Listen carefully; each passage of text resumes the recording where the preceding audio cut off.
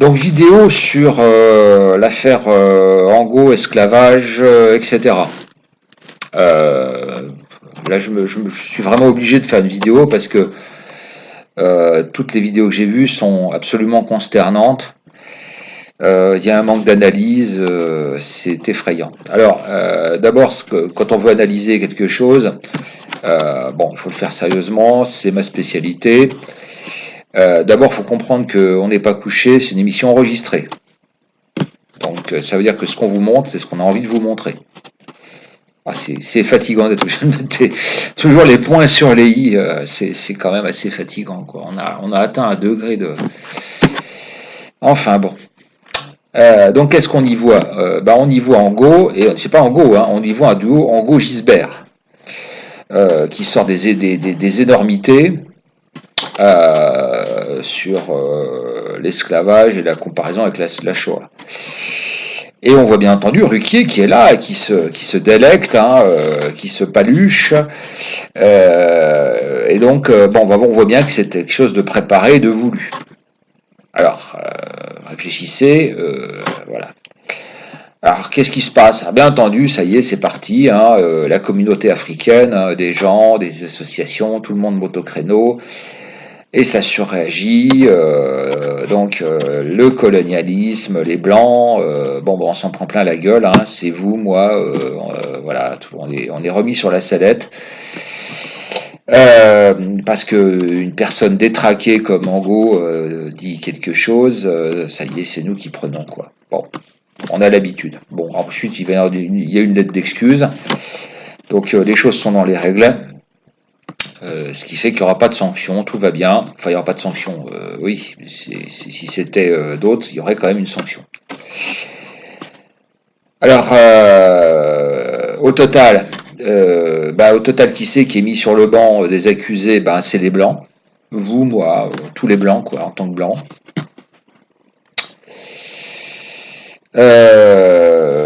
Parce que, alors, à qui profite le crime? C'est quand même pas très compliqué à savoir. Et qu'est-ce qu'il y aura comme sanction? Il n'y en aura pas. Il n'y en aura pas, hein, alors que vous avez des commentateurs sportifs à la noix comme Riolo et compagnie qui vont avoir des sanctions, alors que... Enfin voilà. Alors, comment on peut élargir le débat? C'est quand même très difficile. J'en profite là pour donner quelques les gens qui n'ont jamais écouté mes vidéos. Les vrais bénéfices. Alors, pourquoi il y a eu l'esclavage des Noirs?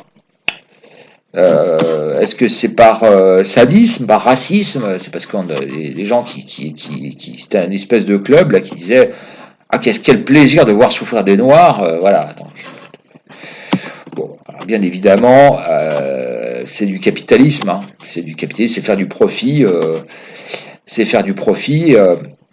en vendant des êtres humains, et puis c'est faire du profit dans les plantations et autres pour utiliser des êtres humains qui coûtent quasiment rien, quoi. On leur donne à peine de quoi subsister, puis de toute façon, on en achète d'autres, et puis etc., s'il y a des morts, etc. Voilà, c'est ce que je pense. Alors après, pensez ce que vous voulez, hein, communauté noire, pensez ce que vous voulez, que c'est du sadisme blanc, que c'est... qu'est-ce que vous voulez, hein, si vous pensez comme ça, moi je peux rien pour vous, basta, quoi. Quelle était la condition des Blancs à cette époque? Pourquoi est-ce qu'il n'y avait pas eu de traite des Noirs vers la France métropolitaine au 15e, 16e, 17e, 18e, 19e siècle? Hein, on peut se poser la question, puisqu'il y a eu... voilà, il y avait besoin de main-d'œuvre, il y avait l'industrie qui commençait, il y avait tout ça. Pourquoi n'y avait-il pas d'esclaves noirs? Curieux, hein? C'est sûr, parce que, plus personne ne connaît l'histoire, donc le servage, tout ça, ça dit rien à personne, hein, donc c'est terrible, et puis voilà, quoi, donc... le mot servage, c'est un truc que je pense que plus personne n'apprend, donc c'est comme ça.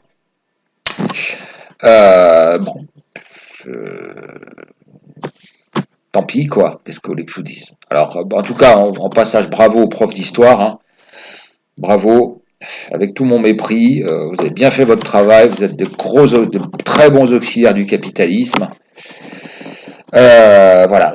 Entre parenthèses, si vous vouliez, vous les victimaires, là, si vous vouliez vous donner un petit peu de peine, vous pourriez très facilement trouver les vrais bénéficiaires des grandes fortunes qui se sont faites sur l'esclavage. Alors la question est, est-ce que vous voulez le faire, est-ce que vous voulez pas le faire, ou est-ce que vous avez d'autres buts, ou est-ce que votre but c'est simplement de pouvoir emmerder au quotidien les petits blancs et puis de justifier de certains bénéfices que vous avez. On peut se poser la question aussi, quel est votre degré de bonne foi? On peut se poser la question, est-ce que vous êtes de bonne foi? Parce que si vous étiez de bonne foi, vous vous intéresseriez aux vrais bénéficiaires.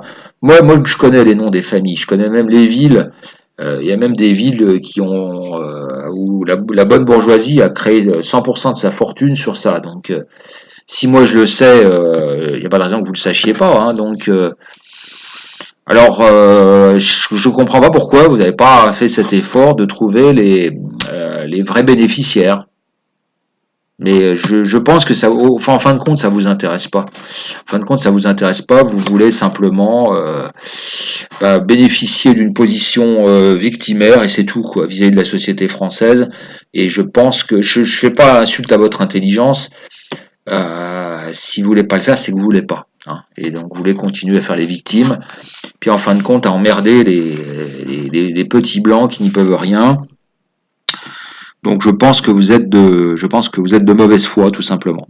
Alors après ça vous regarde et puis donc ça montre votre crédibilité. Enfin il y a des gens beaucoup plus sérieux comme Kémy Séba, etc. Bon, alors les sanctions, bah oui, des sanctions il n'y en aura pas. Voilà.